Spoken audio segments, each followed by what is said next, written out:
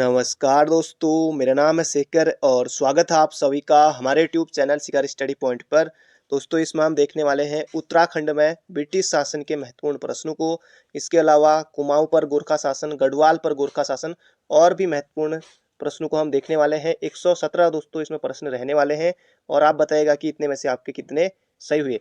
और बहुत जल्दी दोस्तों हम जो अजय राव जी की बुक है और इसके अलावा भलौदी की जी की जो बुक है वहाँ से भी प्रश्नों को देखने वाले हैं। तो उसके लिए आप बिल्कुल तैयार रहेगा, कुछ दिनों में ही वो सीरीज भी शुरू हो जाएगी। क्योंकि दोस्तों परीक्षावाणी अगर आपने पढ़ ली और इसके अलावा जो आजकल जो लोकल पब्लिकेशन की बुक चलती है जैसे वन लाइनर नोट्स टाइप में, तो उन बुकों को भी आप पढ़ लेते हैं तो 20 से 25 क्वेश्चन दोस्तों आपके वहाँ से बन जाते हैं। और बाकी कुछ क्वेश्चन दोस्तों वहाँ से भी बनते हैं और कुछ क्वेश्चन थोड़े अलग भी लेवल के भी आते हैं, लगभग की 4-5 क्वेश्चन। तो आपको दोस्तों परीक्षावाणी यानी कि जो कनिष्ठ का पेपर हुआ था उसके बाद आप परीक्षावाणी नहीं पढ़ेंगे, फिर भी दोस्तों परीक्षावाणी से ही प्रश्न आपको देखने को मिलेंगे वहाँ 20 से लेकर 25 के बीच में। तो परीक्षावाणी भी जरूर पढ़ते रहिएगा। तो शुरू करते हैं दोस्तों आज की इस वीडियो को। और पहला प्रश्न है यहाँ पर हमारा, कुमाऊं में गोरखा शासन कब स्थापित हुआ? तो सीधे प्रश्न और सीधे उत्तर दोस्तों हम करने वाले हैं। तो इसका सही उत्तर है यहाँ पर हमारा 1790 में। तो ऑप्शन नंबर ए होगा इसका बिल्कुल सही उत्तर। अगला प्रश्न है, कुमाऊं पर गोरखों ने कब से कब तक शासन किया? तो इसका सही उत्तर होगा दोस्तों 1790 से 1815। तो ऑप्शन नंबर बी। अगला प्रश्न है, गोरखा मूलतः कहाँ के निवासी थे? खैर एग्जाम में तो आएगा नहीं, तो इसका सही उत्तर ऑप्शन नंबर ए नेपाल के। अगला प्रश्न है, कुमाऊं पर गोरखा आक्रमण के समय नेपाल के नरेश थे? दोस्तों ये बहुत ज्यादा महत्वपूर्ण प्रश्न है, एग्जाम में बन सकता है फिर से। तो इसका सही उत्तर होगा रण बहादुर शाह। तो याद रखेगा, रण बहादुर शाह इसका सही उत्तर है। गोरखों के कुमाऊं आक्रमण के समय नेपाल के नरेश थे। अगला प्रश्न है, कुमाऊं का पहला सूबेदार किसे नियुक्त किया गया था? दोस्तों ये भी बहुत ज्यादा महत्वपूर्ण प्रश्न है और इसका सही उत्तर है जोगा मल्ल शाह। जोगा मल्ल शाह ऑप्शन नंबर ए इसका बिल्कुल सही उत्तर है। अगला, कुमाऊं में राज कर के अतिरिक्त सयानों व थोकदारों को दिया जाने वाला कर कहलाता था? तो इसका सही उत्तर है दोस्तों दस्तूर। बहुत ज्यादा महत्वपूर्ण प्रश्न है, याद रखेगा, एग्जाम में फिर से बन सकता है। अगला प्रश्न है, गढ़वाल पर गोरखाओं ने प्रथम बार कब आक्रमण किया? तो इसका सही उत्तर होगा दोस्तों 1791 में। तो उस समय कौन थे? तो प्रद्युम्न शाह थे 1791 के समय। फिर उसके बाद लंगूरगढ़ की संधि हुई थी अगले साल 1792 में। अगला प्रश्न है, गढ़वाल के राजा वो गोरखा शासन के मध्य किस वर्ष संधि हुई? तो इसका सही उत्तर होगा दोस्तों 1792 में। तो प्रद्युम्न शाह थे। अगला, खुड़बुड़ा का युद्ध कब हुआ? खुड़बुड़ा दोस्तों कहाँ है? तो देहरादून में। तो खुड़बुड़ा का युद्ध दोस्तों ये हुआ था 1804 में, 14 मई 1804 को दोस्तों इसमें प्रद्युम्न शाह वीर गति को प्राप्त हो गए थे। अगला है, खुड़बुड़ा के युद्ध के समय गढ़वाल का शासक कौन था?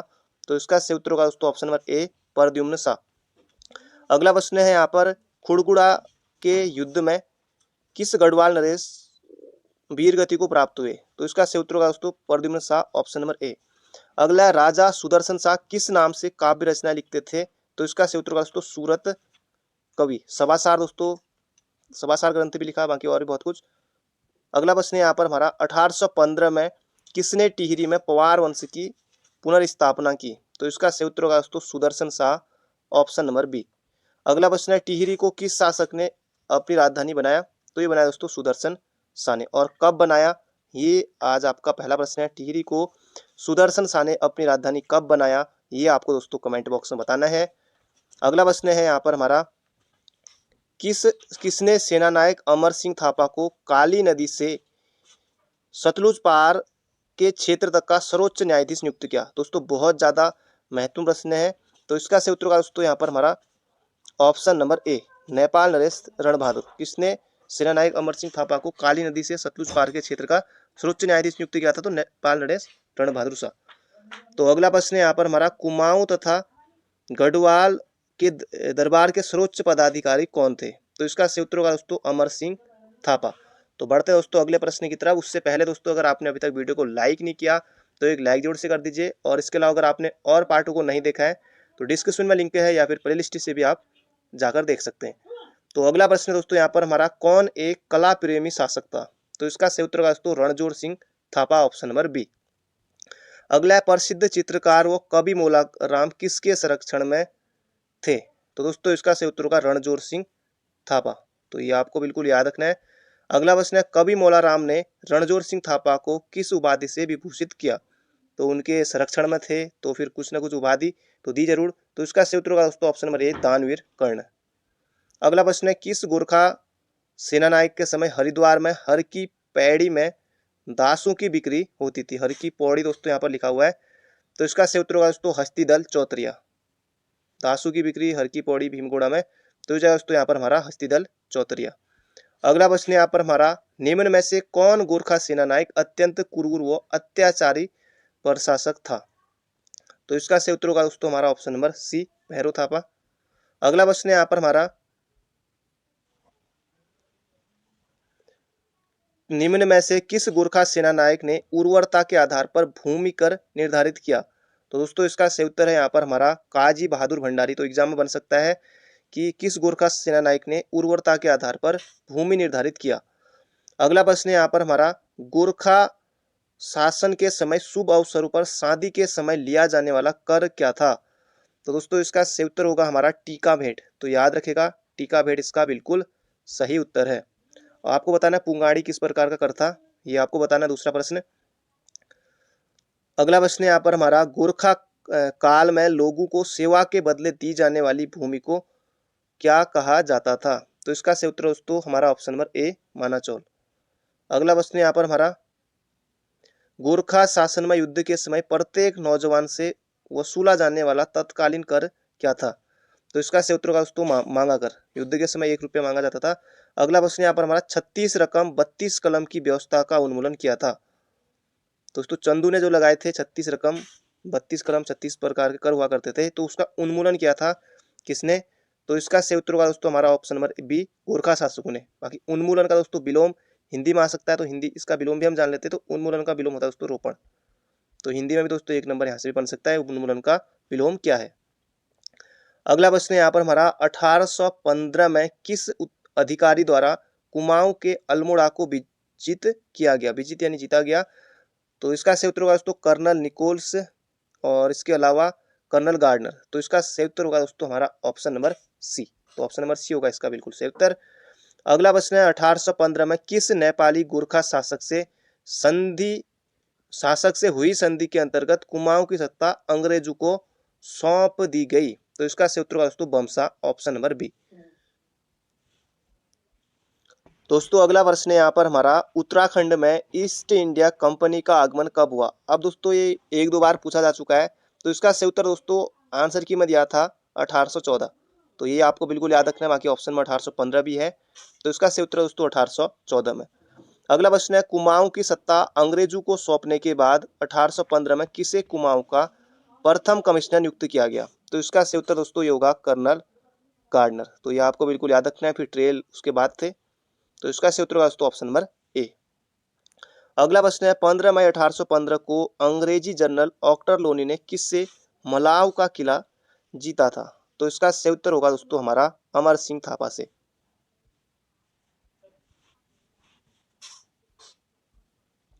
तो अगला प्रश्न है दोस्तों यहाँ पर हमारा, संगौली की संधि हुई थी?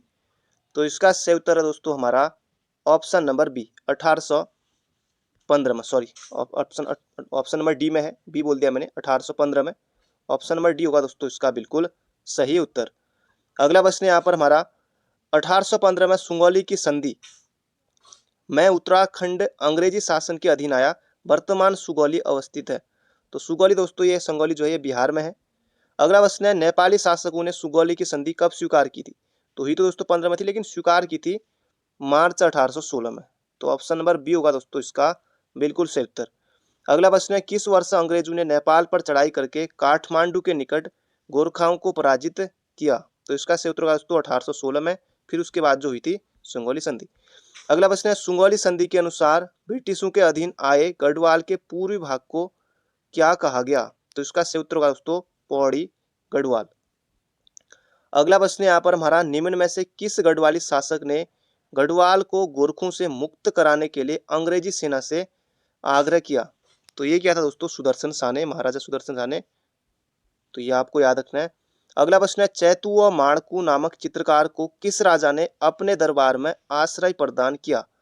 तो इसका सही उत्तर होगा दोस्तों यहाँ पर हमारा Sudarshan Shah, option number C. Sudarshan Shah दोस्तों 1815 से लेकर 1859 तक थे। फिर 1859 में उनकी मृत्यु हो गई थी।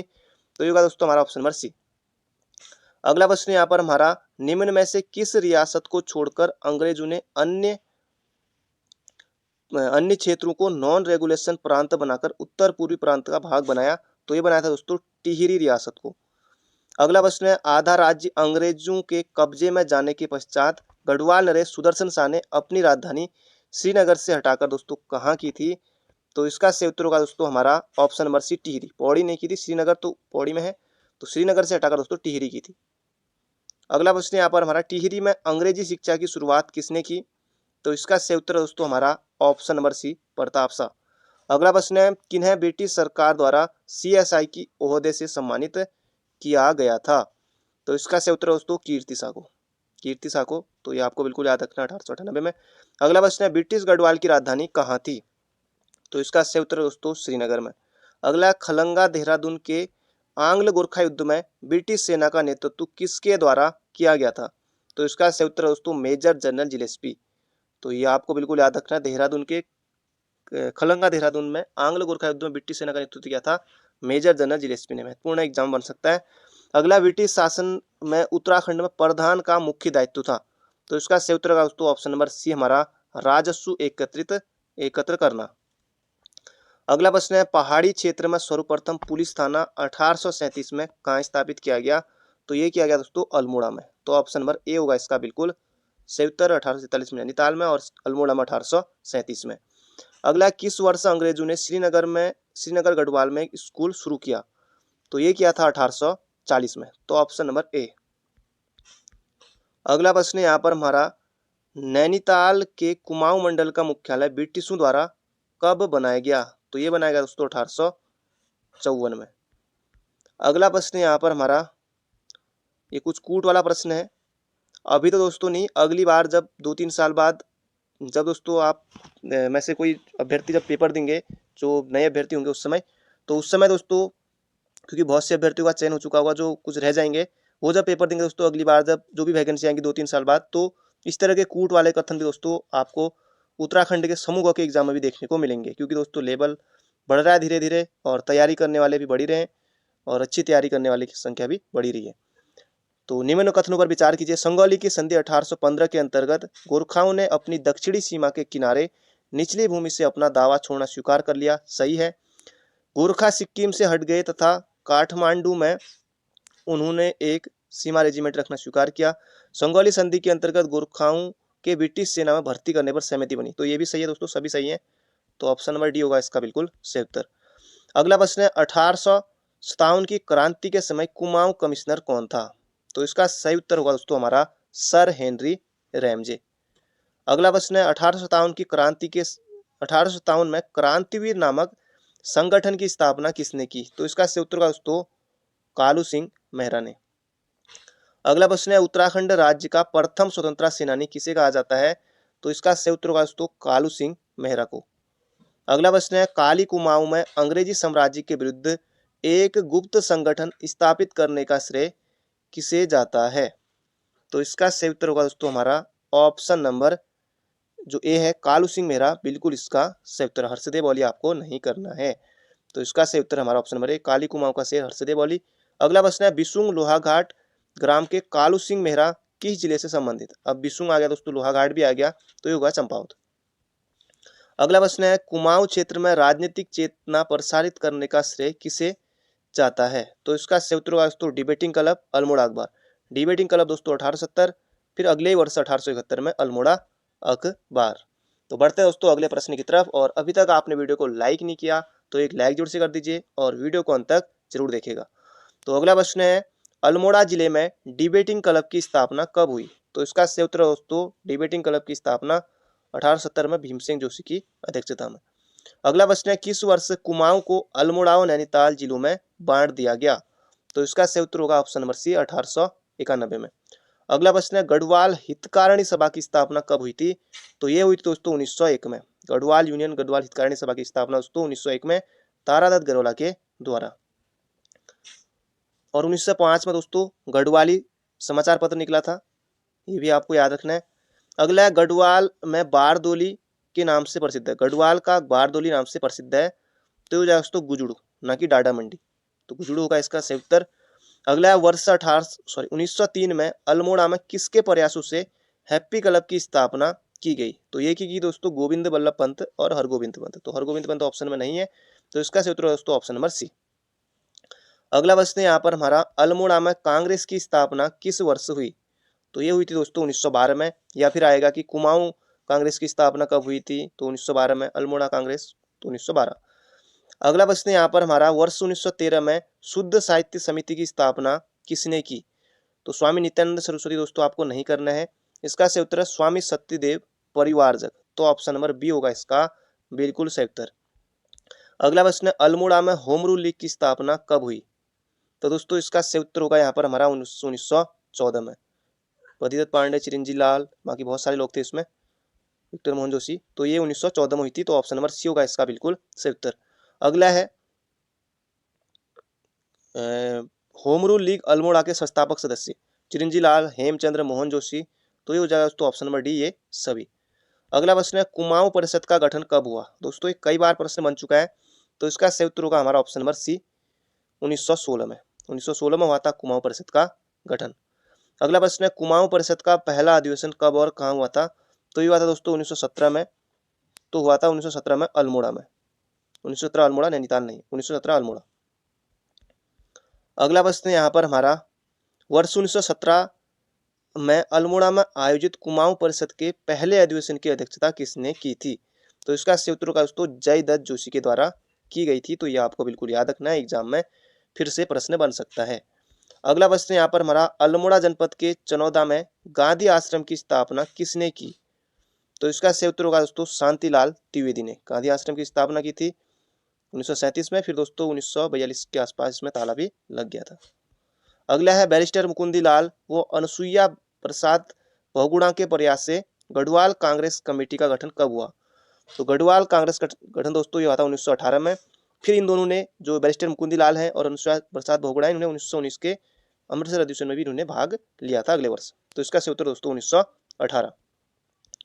अगला प्रश्न यहाँ पर हमारा, कांग्रेस के किस प्रसिद्ध नेता ने वर्ष 1920 में देहरादून आयोजित राजनीतिक सम्मेलन की अध्यक्षता की? तो इसका सही उत्तर होगा दोस्तों जवाहरलाल नेहरू ने। तो ये आपको बिल्कुल याद रखना है। बढ़ते हैं अगले प्रश्न की तरफ। अगला प्रश्न है यहाँ पर, गांधी जी ने कुमाऊं की यात्रा सर्वप्रथम कब की? तो दोस्तों इसका सही उत्तर होगा हमारा ऑप्शन नंबर, जुलाई नहीं होगा दोस्तों, इसका सही उत्तर होगा जून 1929 में। तो बिल्कुल आपको याद रखना है। अगला प्रश्न यहाँ पर हमारा, गांधी जी की साबरमती से दांडी तक की यात्रा के दौरान उत्तराखंड से कौन सत्याग्रही संबंधित थे? तो ये यहाँ पर पूछा गया है दोस्तों। ज्योतिराम कांडपाल भी थे, गोरखवीर खड़ग बहादुर भी थे, भैरव जोशी भी थे। 78 सत्याग्रह में से 3 उत्तराखंड से थे, तो ये तीनों उसमें थे। अगला प्रश्न है, गांधी जी के सविनय अवज्ञा आंदोलन के दौरान उत्तराखंड में किस रियासत को छोड़कर जगह जगह तिरंगा फहराया गया? अब दोस्तों कुमाऊं रियासत कर नहीं सकते, गढ़वाल रियासत कर नहीं सकते, तो इसका सही उत्तर होगा हमारा टिहरी रियासत। अगला प्रश्न है, भारतीय राष्ट्रीय आंदोलन के दौरान गांधी जी किस स्थान पर बहुत दिनों तक रुके थे? तो ये रुके थे दोस्तों कौसानी में 12 दिन। अगला प्रश्न यहाँ पर हमारा, निम्न में से किस स्थान को गांधी जी ने भारत के स्विट्जरलैंड की संज्ञा दी? तो ये होगा दोस्तों हमारा कौसानी को, संज्ञा यानी कि नाम। अगला प्रश्न यहाँ पर हमारा, व्यक्तिगत सत्याग्रह आरंभ करने हेतु उत्तराखंड में प्रथम बैठक चलाई गई थी। प्रथम बैठक दोस्तों कहाँ बुलाई गई थी? ये यहाँ पर पूछा गया। ये बुलाई गई थी दोस्तों डाडा मंडी पौड़ी में। तो डाडा मंडी पौड़ी में है, तो यहाँ ये बुलाई गई थी। वैसे ज्यादातर पौड़ी गई है, जो ऑप्शन में है। अगला प्रश्न है, पेशावर कांड के नायक वीर चंद्र सिंह गढ़वाली ने निहत्थे भारतीय पठानों पर गोली चलाने से मना कर दिया था। तो ये कर दिया दोस्तों 23 अप्रैल 1930 को। आपको बिल्कुल याद रखना है। अगला, पेशावर कांड के हीरो कौन थे? हीरो यानी कि नायक दोस्तों, पेशावर कांड के नायक कौन थे, हीरो कौन थे? तो वीर चंद्र सिंह गढ़वाली।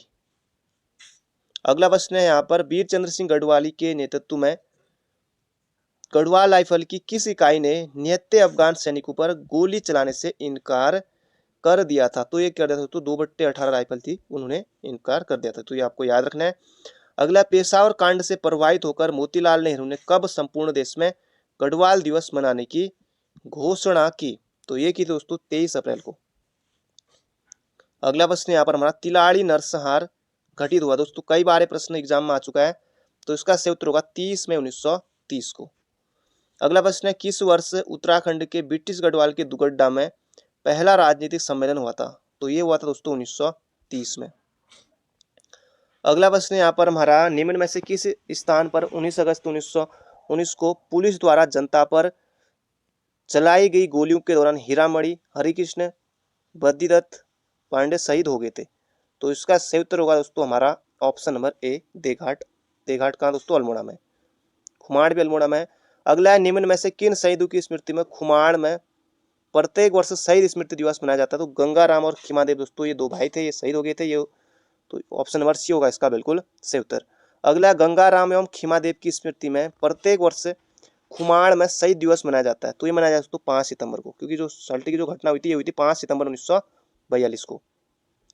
अगला प्रश्न है, किस विद्रोह को कुमाऊं का बारदोली कहा जाता है? तो ये कहा जाता है दोस्तों सल्ट को। अगला प्रश्न यहाँ पर हमारा, आजाद हिंद फौज के कुल सैनिकों में उत्तराखंड के कितने प्रतिशत सैनिक थे? तो ये दोस्तों 12। तो ऑप्शन नंबर बी। अगला प्रश्न यहाँ पर हमारा, नेताजी सुभाष चंद्र द्वारा किसे अपना निजी सहायक नियुक्त किया गया था? तो ये क्या गया दोस्तों? बुद्धि शरण रावत को। तो ये आपको बिल्कुल याद रखना है, बुद्धि शरण रावत। अगला प्रश्न है, सुभाष रेजिमेंट की प्रथम बटालियन का कमांडर किसे नियुक्त किया गया? दोस्तों बहुत ज्यादा महत्वपूर्ण प्रश्न है, एग्जाम में बन सकता है। तो इसका सही उत्तर होगा चंद्र सिंह नेगी। तो ये आपको बिल्कुल याद रखना है, सुभाष रेजिमेंट की प्रथम बटालियन का कमांडर नियुक्त किया गया था। तो बढ़ते हैं अगले प्रश्न की तरफ। दोस्तों अगर आपने अभी तक वीडियो को लाइक नहीं किया तो एक लाइक जोर से कर दीजिए। तो अगला प्रश्न यहाँ पर हमारा, वर्ष 1917 में गढ़वाल में किस राष्ट्रीय नेता ने कुली बेगार प्रथा के विरुद्ध एकजुट होकर कार्य करने का आह्वान किया? दोस्तों महात्मा गांधी तब आए नहीं थे। तो इसका सही उत्तर होगा दोस्तों मदन मोहन मालवीय। तो ऑप्शन नंबर ए होगा इसका बिल्कुल सही उत्तर। अगला प्रश्न है, कुली बेगार प्रथा को समाप्त करने संबंधित प्रावधान हल्द्वानी में कुमाऊं परिषद के दूसरे अधिवेशन में रखा गया, जिसका आयोजन हुआ था। तो डेट यहाँ पर दोस्तों पूछी गई है। तो इसका सही उत्तर होगा दोस्तों 25 दिसंबर 1918 को, क्योंकि 1918 का दोस्तों एक ही ऑप्शन है, सन से लगा 24-25 दिसंबर 1918 को दोस्तों ये हुआ था। अध्यक्षता की दोस्तों तारादत्त गहलोत ने। अगला प्रश्न है, दिसंबर 1920 को कुमाऊं परिषद के किस अधिवेशन में कुली बेगार आंदोलन प्रस्ताव पारित हुआ? तो ये हुआ था दोस्तों काशीपुर अधिवेशन। ऑप्शन नंबर डी होगा इसका बिल्कुल ही सही उत्तर। दोस्तों ये हुआ था 1920 में, और अध्यक्षता किसी अधिवेशन की हरगोविंद पंत ने। अगला, कुली बेगार आंदोलन कब और कहां प्रारंभ हुआ? तो इसका सही उत्तर दोस्तों 13-14 जनवरी 1921 बागेश्वर।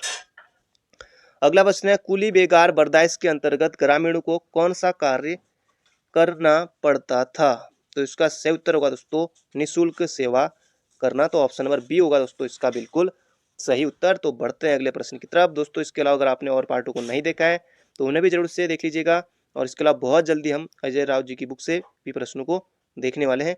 अगला प्रश्न है, कुली बेगार आंदोलन कहाँ से प्रारंभ हुआ? तो ये होगा दोस्तों ऑप्शन नंबर बी हमारा है बागेश्वर।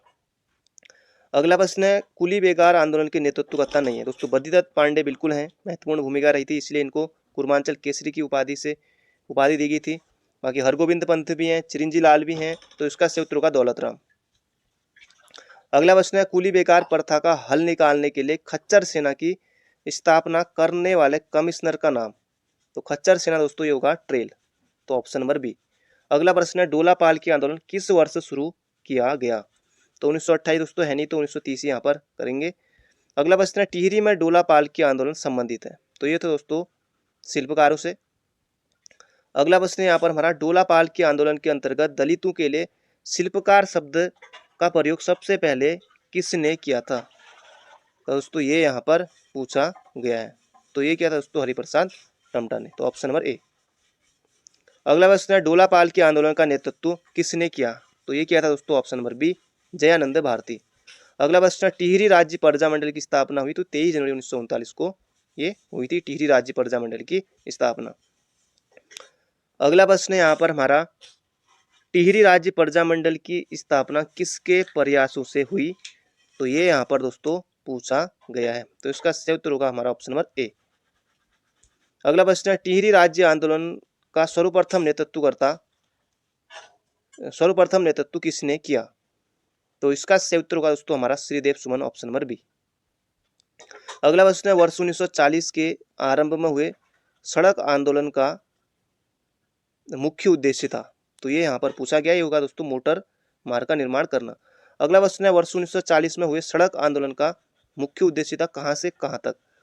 तो दोस्तों इसका सही उत्तर होगा हमारा, एक तो था गरुड़ से कर्णप्रयाग, गरुड़ बागेश्वर में, कर्णप्रयाग चमोली में, दूसरा था दोस्तों लैंसडाउन से पौड़ी तक। तो ये होगा दोस्तों ऑप्शन नंबर डी, हमारा ऑप्शन नंबर ए और बी दोनों। अगला प्रश्न है 84 दिन की भूख हड़ताल के बाद 25 जुलाई 1944 को किसका निधन हुआ। एक तो पहली बात आपको 84 दिन याद रखना है, फिर एक 25 जुलाई 1944 याद रखना है, और किसका हुआ तो श्रीदेव सुमन। तो ये सभी आपको याद रखने हैं। अगला प्रश्न है श्रीदेव सुमन की मृत्यु के पश्चात टिहरी राज्य आंदोलन का नेतृत्व किसने किया। अब दोस्तों उसमें दौलत राम भी थे, नागेंद्र सकलानी भी थे, भोलूराम नौटियाल भी थे। तो ये होगा दोस्तों ऑप्शन नंबर डी। अगला प्रश्न है यहाँ पर हमारा, किस आंदोलन के दौरान स्वतंत्रता सेनानी भोलूराम नौटियाल वो नागेंद्र सकलानी शहीद हो गए थे। तो ये तो दोस्तों 1947 के कीर्तिनगर आंदोलन में। अगला प्रश्न है यहाँ पर हमारा, भारत जब आज़ाद हुआ तो टिहरी रियासत का राजा कौन था। तो उस समय थे दोस्तों 1947 में महाराजा मानवेंद्र शाह। तो ऑप्शन नंबर ए होगा दोस्तों इसका बिल्कुल सही उत्तर। अगला प्रश्न है यहाँ पर हमारा, टिहरी रियासत में पौड़ टूटी किस प्रकार का कर था। दोस्तों ये हो जाएगा आयात निर्यात कर, ऑप्शन नंबर बी। तो अगला प्रश्न है, टिहरी रियासत का भारतीय संघ में विलय कब हुआ। तो ये हुआ था दोस्तों 1 अगस्त 1949 को, ऑप्शन नंबर ए। अगला है कोटा खर्रा आंदोलन किससे संबंधित था। तो ये था दोस्तों किसानों से, भूमिहीनों से। अगला प्रश्न यहाँ पर हमारा, कोटा खर्रा आंदोलन का मुख्य उद्देश्य था। तो इसका सही उत्तर होगा दोस्तों यहाँ पर हमारा, सीलिंग कानून को लागू कराकर भूमिहीन किसानों को भूमि वितरण करना।